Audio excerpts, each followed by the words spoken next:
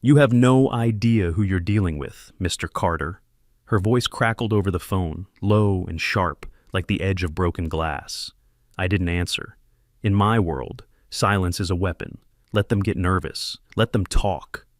We will bury you in legal fees, she said finally. You'll lose everything, and when it's over, you'll wish you had just taken our offer. I could see her in my mind, perfect posture, designer sunglasses, thinking she was the smartest person in the room. No, Linda, I said, slow enough to make every word land. When this is over, you'll be the one wishing. I hung up. And that's where my story begins. I might hold the world record for the most expensive act of revenge against a homeowners association. They took my land. I took their $12 million waterfront mansions. And I did it all without breaking a single law. My name's Daniel Carter. I'm a forensic accountant, which means I spend my days hunting down money trails, corporate fraud, shell companies, hidden accounts, the kind of stuff most folks would rather not think about. I'm good at it, very good. The kind of good that makes enemies nervous. But the fight that changed my life didn't start in a boardroom or a courtroom. It started here, on the rocky shoreline of Lake Westfield, the land my family had called home for over a century and a half. My property wasn't just dirt and water, it was history. My grandfather built the first wooden pier here in 1912. My father taught me how to fish off the East Dock when I was 5. There's an old boathouse near the cove that still smells of cedar and machine oil. Every inch of it carried the weight of memory. I wasn't naive. I knew what waterfront property meant to developers. I'd seen enough luxury projects swallow whole stretches of shoreline in my lifetime. But I believed the old boundaries still meant something. I believed wrong. The trouble started small, the kind of small that pretends to be harmless. One morning, I found the gate to my dock padlocked shut, with a bright orange sign from the county claiming, "Unsafe structure, access prohibited." Someone had filed a safety complaint. A week later, tire tracks appeared across the meadow near my western fence. They led straight from the private marina of Harbor Point Estates. My newest neighbors, a gated community of glass and stone mansions, lined up like trophies along the water. Harbor Point was the crown jewel of a developer called Mariner Developments, a name I would come to know far too well. It was run with military precision by its homeowners association. They had rules for everything: the height of hedges, the color of kayak racks, even how long you could keep a boat out of the water in winter. And at the center of it all was Linda Graves, HOA president, socialite, self-appointed guardian of Harbor Point's image. I met her for the first time when she showed up uninvited on my shoreline one crisp September morning. She stood there, arms folded, looking past me toward the trees. "These oaks," she said, pointing toward a line of giants that had stood since before my grandfather was born. "They block the lake view from several of our residences. You really should consider having them removed." I laughed, not kindly. "Lady, those trees have been here longer than your entire neighborhood." Her smile was tight, brittle. "Sometimes progress means letting go of the past, Mr. Carter." I didn't answer. She took my silence for weakness. A month later, the beige envelope showed up. It was taped to the door of my boathouse, flapping in the wind off the lake. Inside was the kind of legal language designed to make your head spin. A county notice declaring my property abandoned and transferring ownership to Harbor Point Estates. They had already sold it to Mariner Developments for their Phase 2 expansion, waterfront mansions, private marina extension, projected sales north of $200 million. And just like that, they thought they'd erased me. They had no idea the storm they'd just unleashed. Lake Westfield doesn't forgive the careless. The shoreline curves like an old scar, full of inlets and hidden shallows where you can run a prop clean off if you're not paying attention. I grew up learning every twist of it, the sound the water makes when the wind turns, the smell before a summer storm. Out here, you don't just own land. You belong to it. That's why, when I inherited the property after my parents passed, I didn't think of it in terms of acreage or dollar signs. It was my anchor, my quiet. My proof that not everything in the world had to be paved over or developed. The house I lived in wasn't much to look at compared to the glass palaces of Harbor Point. 2 stories, cedar siding, weathered silver by decades of sun and rain, a wraparound porch where I could drink my coffee and watch the mist crawl over the water in the morning. Some folks can't stand that kind of stillness. They need noise, traffic, neighbors, the constant hum of things happening. Me? I preferred the rhythm of the lake, the creak of dock lines in the wind, the splash of a bass breaking the surface.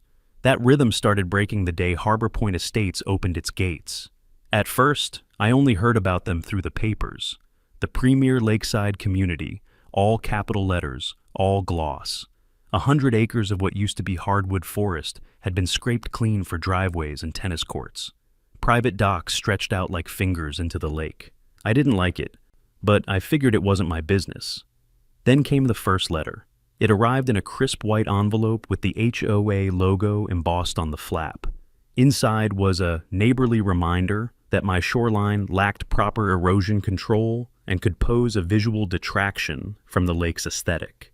Visual detraction. That was a new one for me. I ignored it. That's when the little game started.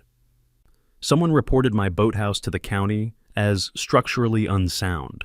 The inspector who showed up looked embarrassed to be there. The building passed with no issue, but a week later, a fresh unsafe structure notice was nailed to the dock gate. Then came the lawn service mix-up.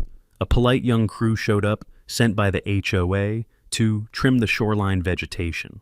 When I told them they were trespassing, they apologized, packed up, and drove off, straight toward the Harbor Point Gatehouse. Linda Graves herself started making appearances, always unannounced, always dressed like she'd just stepped out of a country club ad, pastel sweater draped over her shoulders, sunglasses big enough to hide half her face. Once I caught her standing on my dock, staring down the shoreline through a pair of binoculars. "You're on private property," I told her.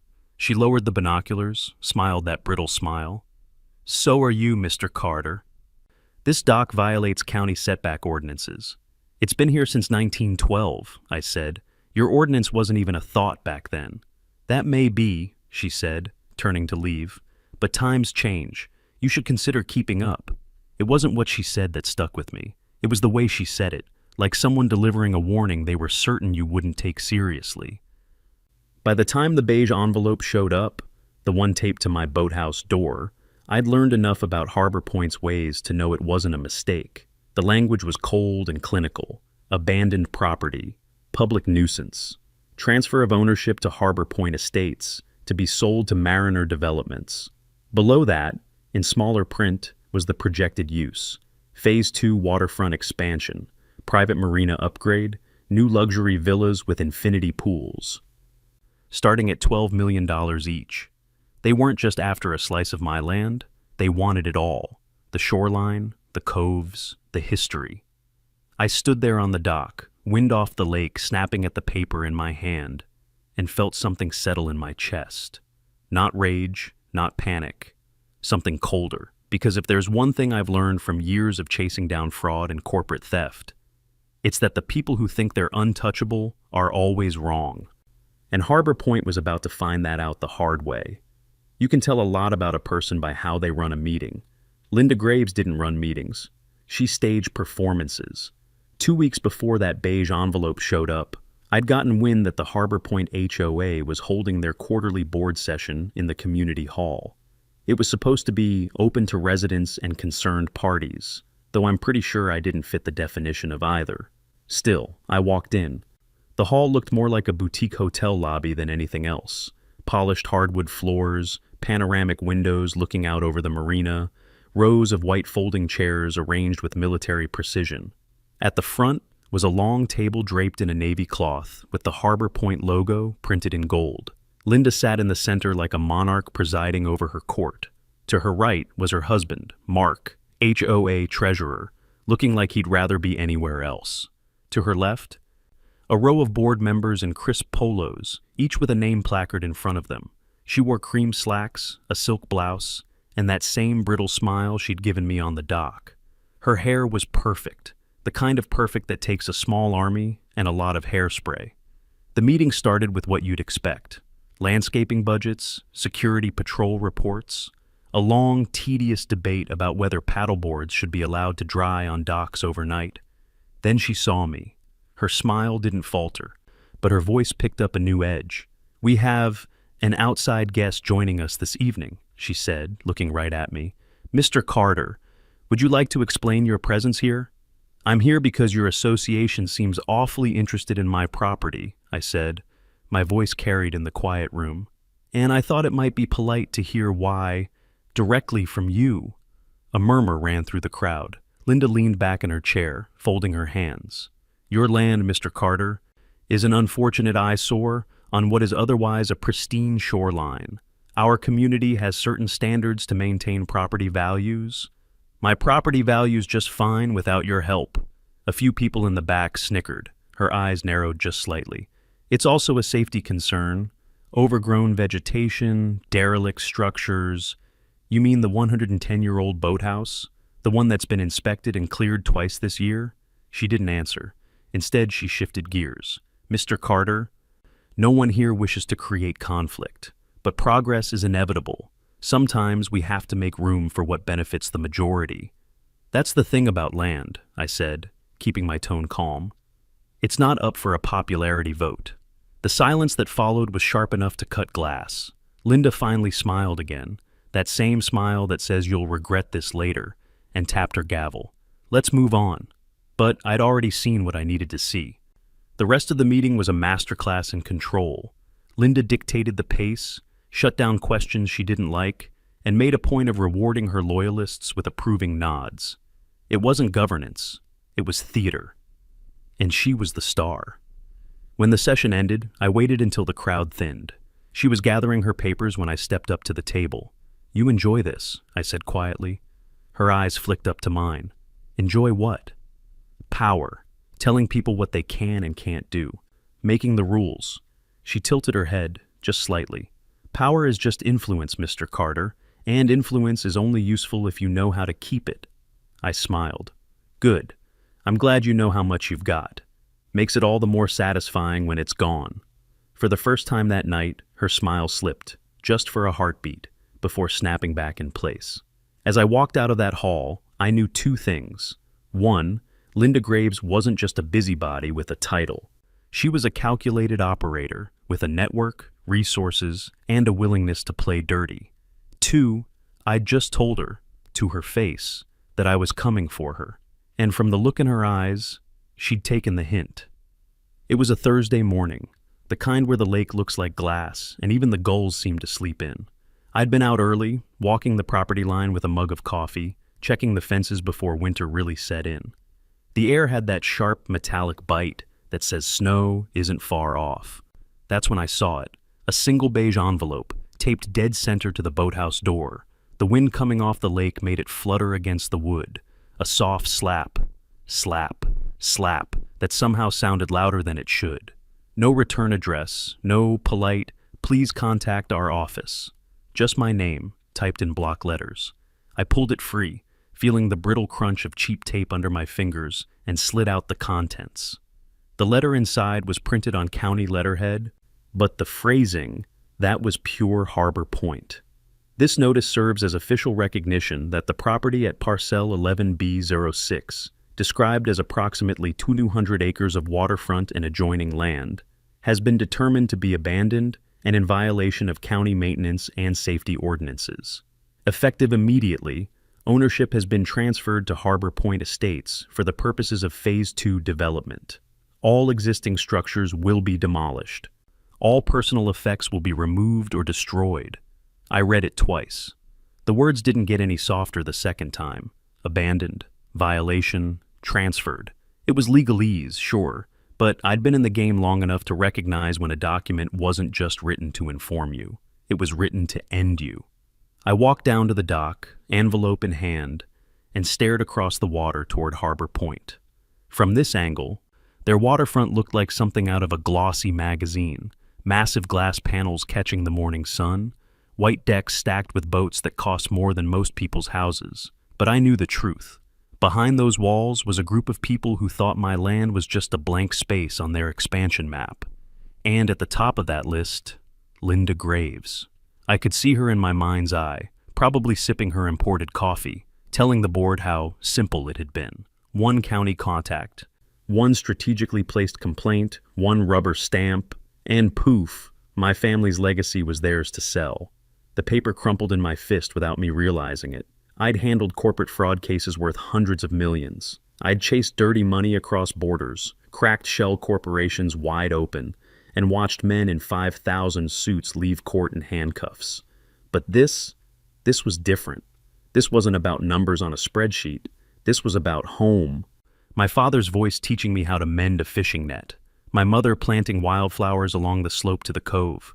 Summers where the lake water was so warm, you could swim until midnight and still not want to leave. They thought they could erase all that with one envelope. I smoothed the paper out again, slid it back into its beige shroud, and tucked it inside my jacket. That's when the cold feeling hit me. Not fear, not shock, but that heavy, steady calm that comes when you stop reacting and start planning. Because the thing about people like Linda Graves is, they never imagine the other side might fight back.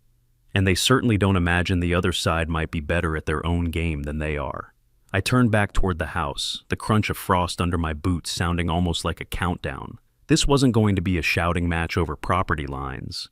This wasn't going to be a polite courtroom disagreement. No, this was going to be a war. And when it was over, the Harbor Point HOA wouldn't just lose. They'd lose in a way they'd never forget. War doesn't start with bullets. It starts with information.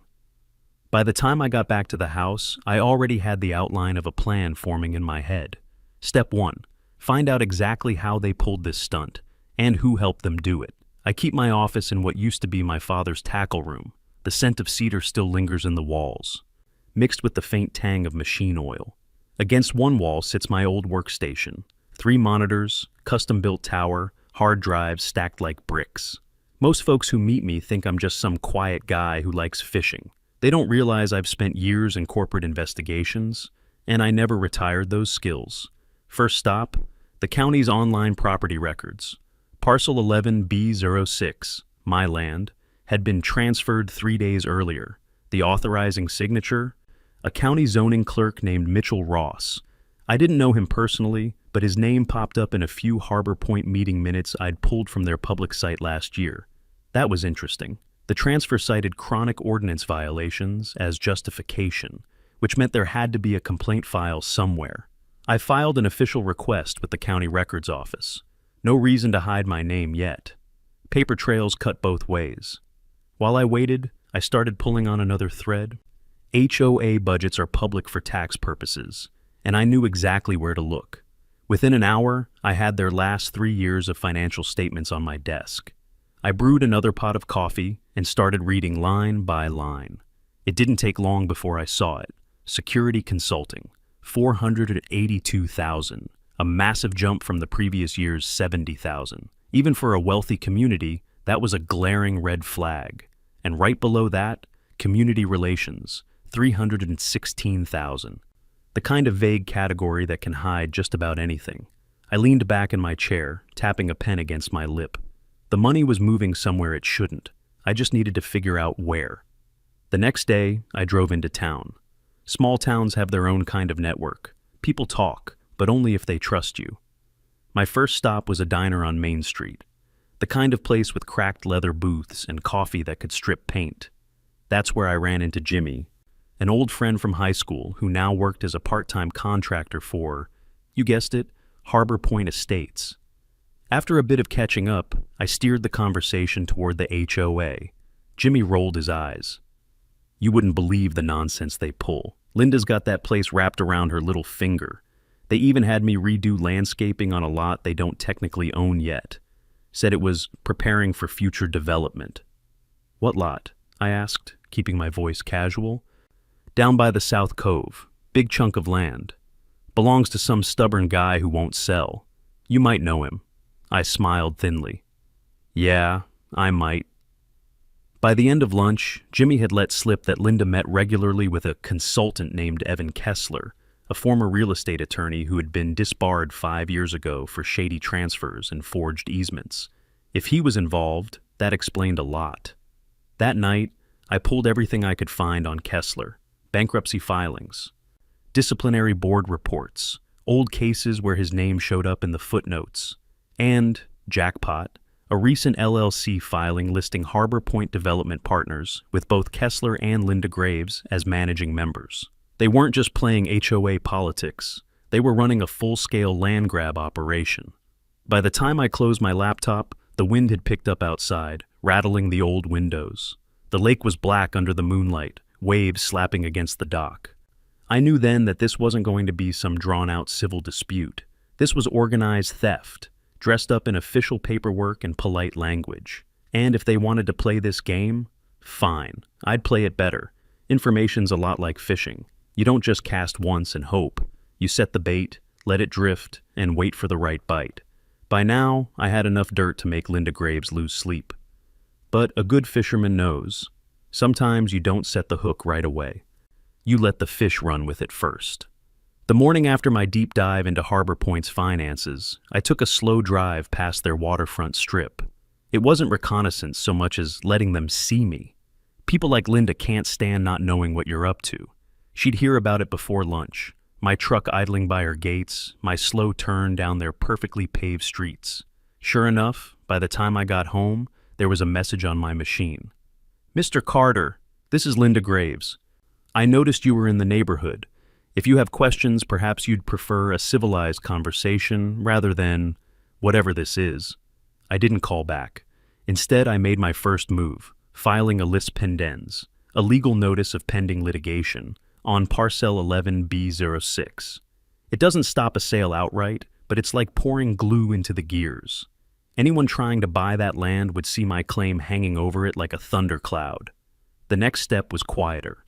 I contacted an old colleague, Sarah McMillan, an investigative journalist who had made a career exposing shady development deals. She owed me a favor, and I cashed it in. Within 2 days, she was sniffing around Harbor Point under the guise of writing a luxury living feature. Meanwhile, I started my own pressure campaign. It began small, anonymous tips to the county inspector's office about potential code violations in Harbor Point's newest phase, the kind of complaints that trigger surprise visits and red-tagged projects. Then came calls to the IRS whistleblower hotline about irregularities in their nonprofit filings. All legitimate leads, all drawn from the documents I'd already pulled. I knew this would spook them, but the goal wasn't panic. It was to make them overreact. The break came faster than I expected. 3 days later, I was at the hardware store picking up winterizing supplies when my phone buzzed with a text from Sarah. "You're going to want to see this. Coffee at Miller's in 30. When I got there, she slid a small recorder across the table. "Got this yesterday," she said. "One of their board members likes to talk after 2 glasses of Merlot." I pressed play. It was Mark Graves, Linda's husband, his voice low but clear. I told her this Kessler thing was going to blow back on us. "He's already been investigated twice. If the county digs too deep, they'll find everything. The shell companies, the pre-purchase landscaping deals, even the payouts.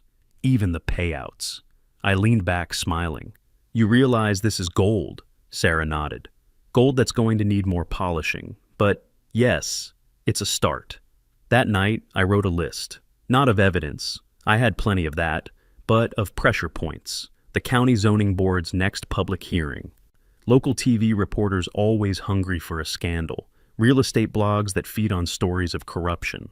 And every homeowner in Harbor Point who didn't realize their HOA dues were funding Linda's private empire. I wasn't just going to defend my land anymore. I was going to make it so toxic for them to keep pushing that they'd wish they'd never heard my name. The lake was quiet as I stood on the porch, the cold air biting at my face. Somewhere across the water, Harbor Point's perfect little world was about to start cracking. And the best part? They'd never see the hammer coming until it hit. When you push the right pressure points, you don't have to kick the door in. It starts to open on its own. Within a week of filing the lis pendens, little hairline fractures began to show in Harbor Point's perfect facade. The first crack came from the county inspector's office. One frosty Tuesday morning, a white utility van pulled up to their new development phase. I happened to be sitting in my truck across the cove, sipping coffee, watching through binoculars as 2 inspectors in bright orange vests started taping red "stop work" notices to half-finished retaining walls. Turns out, when you build too close to a wetland buffer without the right permits, the fines get real steep, real fast. The second crack came from Sarah's side. She'd fed just enough of her luxury living research to a local TV reporter to spark curiosity. By Thursday night, Channel 9 was running a 2-minute segment about questions surrounding Harbor Point's rapid expansion, complete with slow pans over the empty lots they claimed were already sold. Linda didn't like that one bit. I know, because the following afternoon, I got a call from someone I'd never met, a man named David Walsh, one of Harbor Point's board members. His voice was tight, like a guy who had been carrying someone else's water for too long. "Look," he said, "I can't talk long, but not everyone on this board is happy with how Linda runs things. If you've got something real, something that proves she's crossing the line, you might find a few of us willing to help." Bingo. That weekend, I kept my distance physically, but I let the information do the walking. Anonymous packets, containing excerpts from the HOA's inflated budgets and Mark Graves's recorded slip about payouts, found their way into the mailboxes of select Harbor Point residents.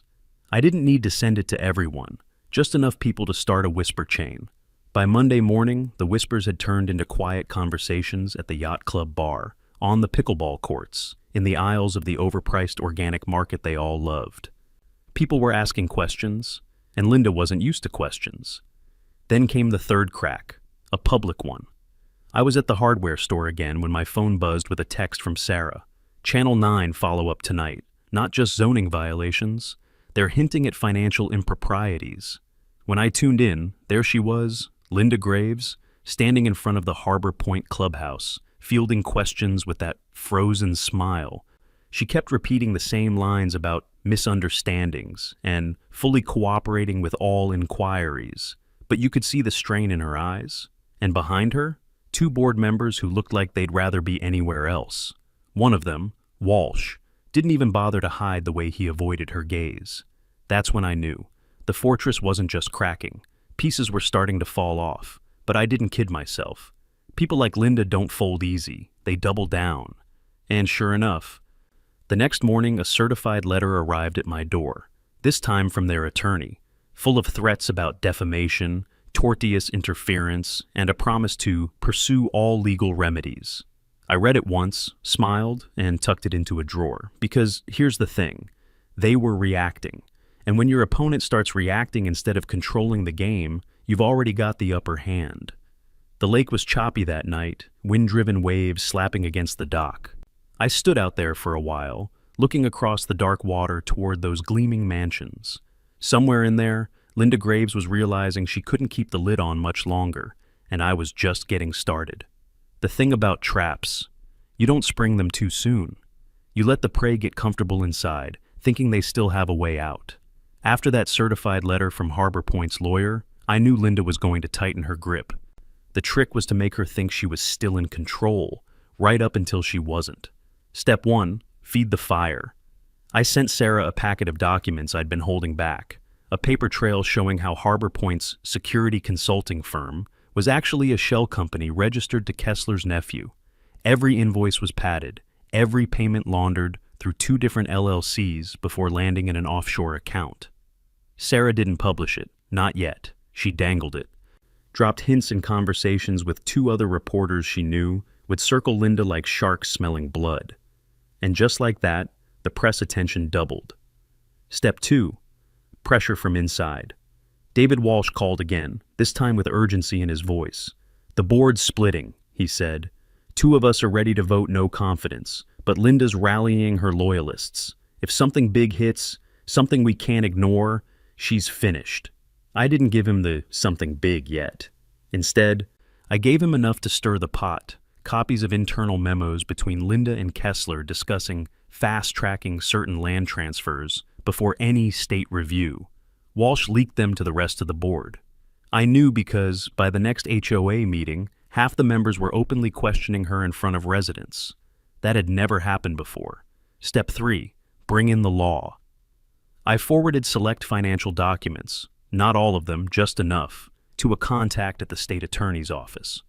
No accusations, no speeches, just, "You might find these transactions worth a look." By the end of the week, a quiet preliminary inquiry had begun. Harbor Point didn't know it yet, but a subpoena was coming. That's when Linda made her mistake. On Friday night, Sarah called. "You're not going to believe this. I just got an email, not meant for me, from one of Linda's assistants. It's a memo to the county clerk asking for backdated approvals on the South Cove landscaping. She copied Kessler on it. That memo was the missing piece. Backdating approvals isn't just shady, it's illegal. And now we had it in writing. I didn't send it to the press right away, I sent it to Walsh." "Time to end this," I told him. The following Monday, at a closed-door HOA meeting, Walsh dropped the memo on the table. Sarah had a source in the room, and later she told me the scene was beautiful. Linda trying to brush it off, other board members reading it with widening eyes, one of them actually standing up and walking out. The vote didn't happen that night, but the damage was done. The whispers had turned to open mutiny. That same evening, Sarah finally pulled the trigger. Channel 9 ran an exclusive exposé, luxury development under fire, financial misconduct, allegations at Harbor Point Estates. They didn't name me. They didn't have to. I watched the broadcast from my living room, the lake wind rattling the windows. There was Linda, flanked by her attorney, both of them refusing to answer questions. Behind them, Kessler kept glancing around like a man who'd just realized the walls were closing in. And they were. Because the trap wasn't just about exposing them. It was about making sure every possible exit was locked. County, state, press, their own board, even their residents. By the time they realized it, they weren't fighting me anymore. They were fighting everyone. Some storms you can see coming from miles away.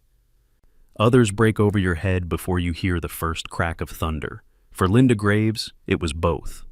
The morning started quiet enough. The lake was glassy, the air crisp, the kind of day Harbor Point likes to put in their brochures.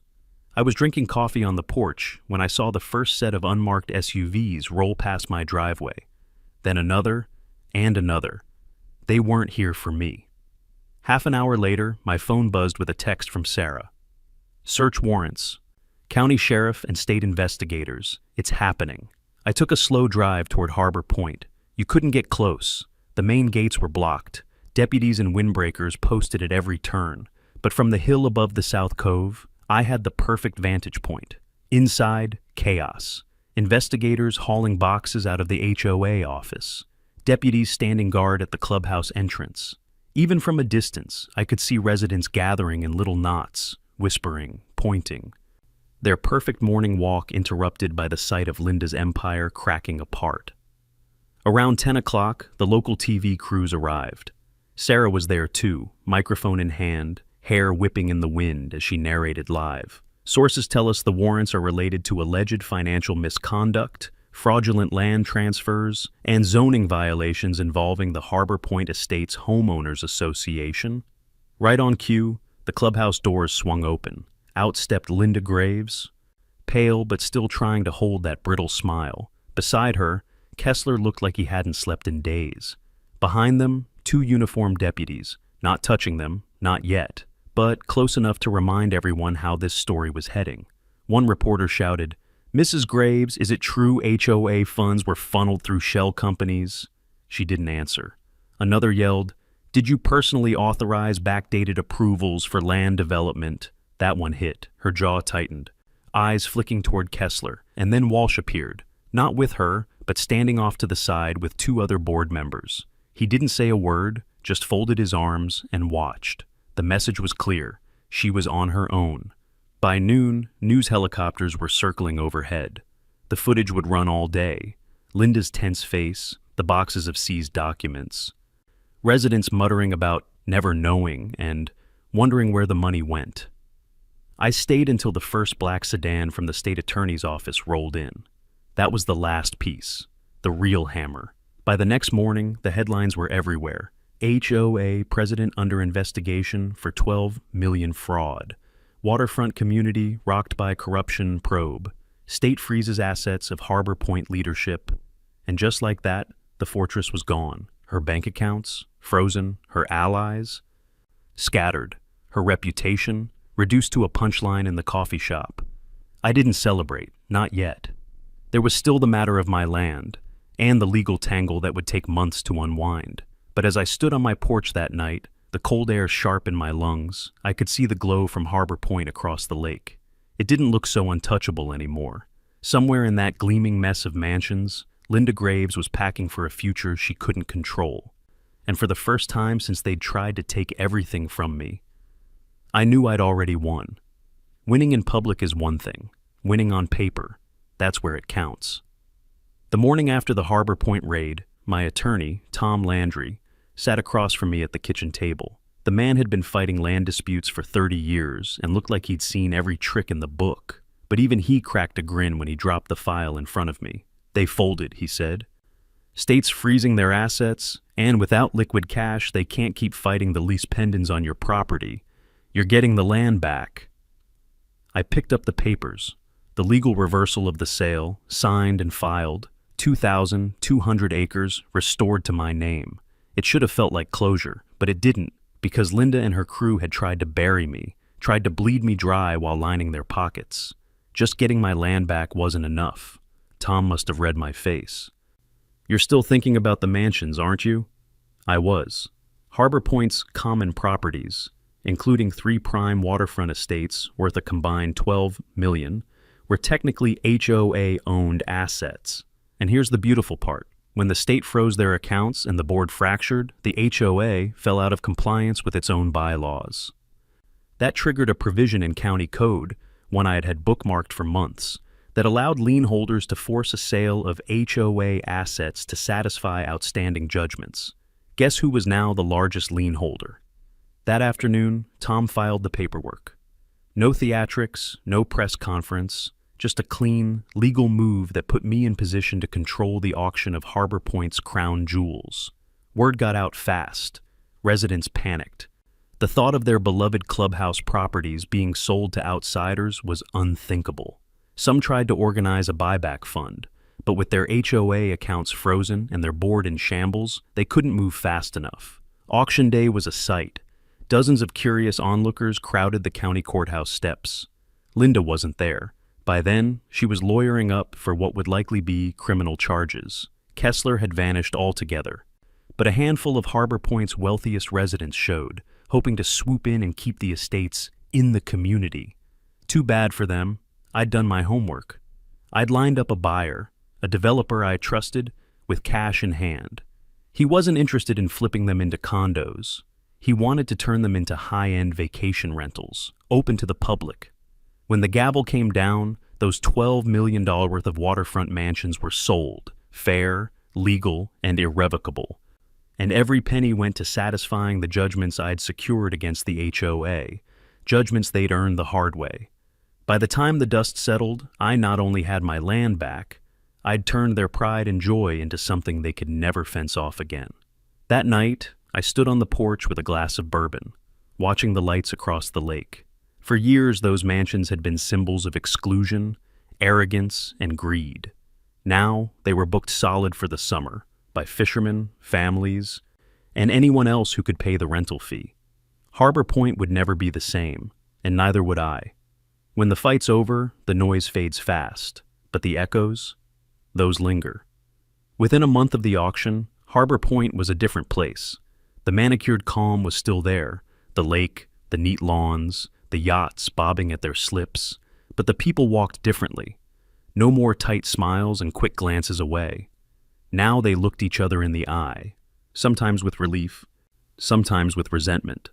Word spread fast that the waterfront mansions were now public rentals, fishermen hauling coolers down the docks, kids cannonballing off private piers, the kind of scenes Harbor Point's exclusive residents had fought to keep out, became part of daily life. Some hated it. Some pretended not to care, but everyone knew it happened because their leaders had overreached, and because someone pushed back harder. As for Linda Graves, the day the indictments came down, I was stacking firewood when my phone buzzed with Sarah's text. 2 counts fraud, 1 count conspiracy, 1 count falsifying public records. Kessler got hit too.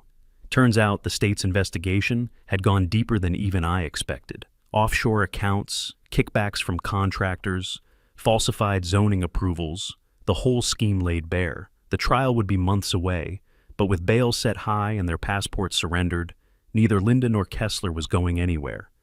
Walsh reached out once more, this time in person. We met at a small diner off the highway, far from the lake. He looked 10 years older, but lighter. "You got your land back," he said. "And you burned the rot out of the place." I didn't think it was possible. I told him I hadn't done it alone. People like him, Sarah, even the quiet residents who started asking questions, they'd all played a part.